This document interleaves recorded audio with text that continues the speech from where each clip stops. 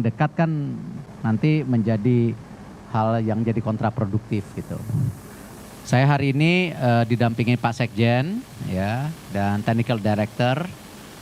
Mestinya saya sudah undang Pak Sumarji, cuman beliau ada di Surabaya, ada tugas lain. Jadi makanya hari ini kami bertiga gitu. Tentu dengan isu-isu yang berkembang, saya tidak mau jadi kontraproduktif. Ya, contoh misalnya, tiba-tiba beredar isu Van Gaal, ya, hari Senin, wah gitu. Ya, saya mau bicara nanti dipikir apa, karena saya tahu tidak pernah ngontak Van Gaal, gitu loh. Ternyata press conference-nya mengenai isu sosial.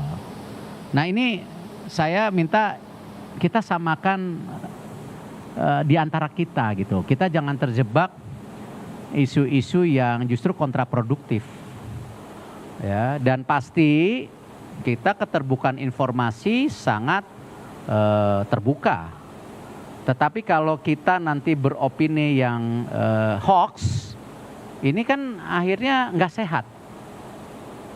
Ya, jadi jelas saya sudah bertemu Pak Sumarji, saya bicara sama Technical Director, by phone, Pak Sekjen kita ketemu, bahwa untuk kepelatihan, ya kita nanti BTN, TD akan searching calon-calonnya siapa. Lalu nanti dilaporkan ke Ketua Umum, ya Ketua Umum akan adakan rapat exco. Gitu. Jadi prosesnya seperti itu. Tapi kalau misalnya tiba-tiba ya ini polemik yang terjadi gitu, mohon maaf 2 hari, saya rasa konteksnya kemarin bukan itu kan, kemarin kan saya bicara yang lain gitu.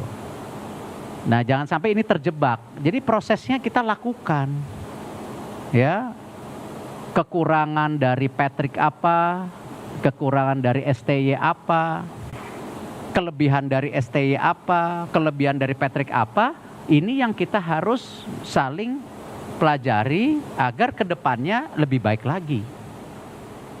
Gitu. Dan insya Allah saya selama STY atau Patrick jadi ya head coach tim nasional, saya kasih support terbaiknya, betul Jan? Federasi kasih support terbaik. Tetapi tentu ya bola seperti itu, up and down, ada hasil yang harus dipertanggungjawabkan.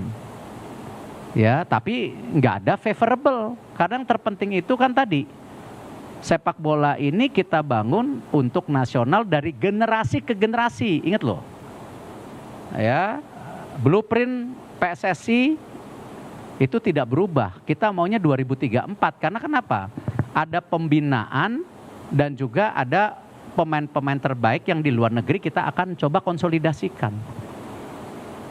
Tapi ada opportunity, ya kita coba gitu.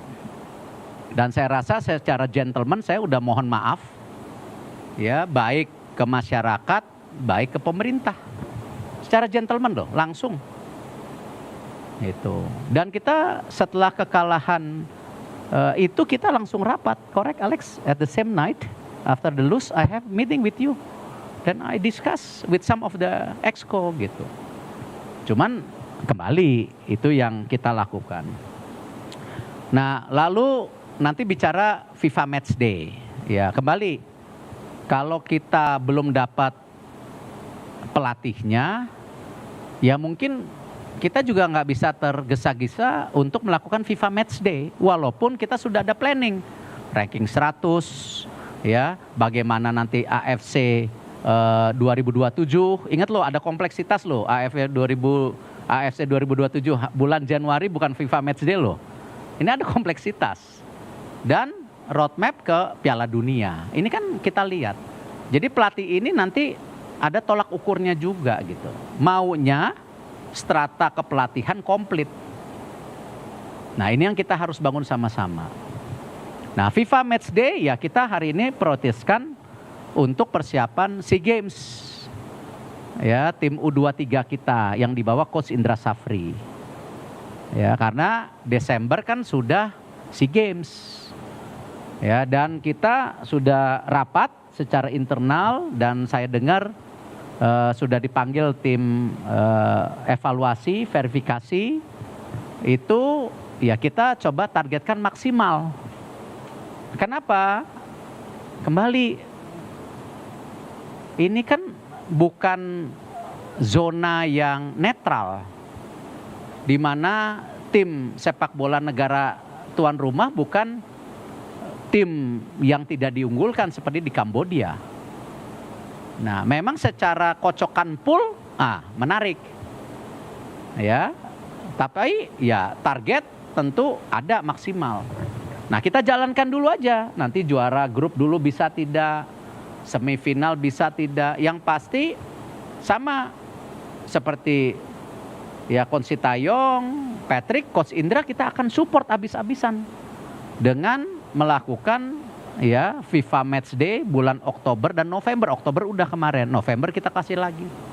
Dan bukan tidak mungkin kita coba manggil pemain-pemain terbaik yang kita punya, ya kalau memang mereka bisa bergabung di tadi ya jeda di bulan Desember yang mungkin beberapa liga tidak berhenti.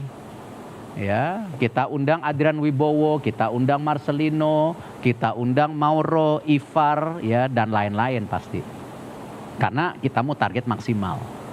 Nah, seperti apa ya? Nanti kita lihat perjalanannya gitu.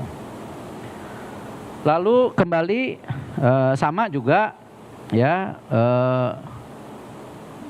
kita juga untuk timnas U17 ini sama. Ya, Coach Nova adalah coach salah satu terbaik yang Indonesia punya saat ini. Ya. Kalau ditanya, sudahkah Coach Nova berhasil? Berhasil. Karena ingat juga blueprint target Piala Dunia U17 itu sebenarnya 2031 U17 World Cup. Ya kan, Pak Sekjen? Ternyata kita bisa masuk waktu kemarin tuan rumah 2023, sekarang masuk kualifikasi langsung. Tetapi ya kan berubah juga FIFA-nya, yang tadinya berapa tahun sekali, sekarang setiap tahun. Artinya Coach Nova sudah berhasil, PSSI juga menyiapkan lagi yang U17 tahun depan lagi yang kita sedang lakukan di Elite Pro Academy dengan pelatih kita maunya lokal, siapapun nantinya. Nah, Coach Nova kemana? Ya, dia naik kelas. Ya, ke U20. Tapi ini kan masih diskusi. Ya, jadi itu yang kita lakukan. Nah, saya juga berharap ya teman-teman media harus menjadi bagian membangun sepak bola kita dan kebenaran. Ya, karena saya minta tolong banget masalah bullying ya yang berlebihan kepada pemain. Kita harus sayang loh aset kita, nggak gampang. Kita punya pemain seperti Rido, Marcelino, ini kan generasi emas yang kemarin. Nah, kita punya sepertinya ada beberapa pemain di U23, U20 nih kayaknya di 17 bisa generasi emas lagi. Nah, kembali kita kritik nggak ada masalah. Tetapi kalau sampai kita menerima racism, ya diskriminasi, itu bukan kita lah. Bangsa kita bukan itu. Dan saya menolak tegas kalau yang namanya diskriminasi. Ya, sejak awal saya ketua PSSI saya juga nggak mau ada diskriminasi di lapangan sepak bola dengan saudara-saudara kita dari Indonesia Timur. Itu saudara kita, nggak bisa di-labeling seperti itu. Nah, sama, saya meminta semua untuk hal yang ekstrim, saya minta rekan-rekan media bantu jaga. Kasihan pemain kita. Ya, kita harus jaga karena mereka juga jangan gagal ya pada konteks pengembangan diri mereka. Jadi Kosnova sama saya, sama Sekjen, sama Technical Director, saya bilang juga untuk pemain-pemain yang U17 ya stop sosmed dulu, kasihan. Belum tentu mereka sekuat kita. Gitu. Kalau Pak Sekjen saya udah katam lah dibully. Tetapi kalau anak-anak kita yang U17, kasihan lah. Ya, ini yang kita mesti jaga. Jadi itu yang saya mau sampaikan. Kalau ada tanya jawab, silakan ya.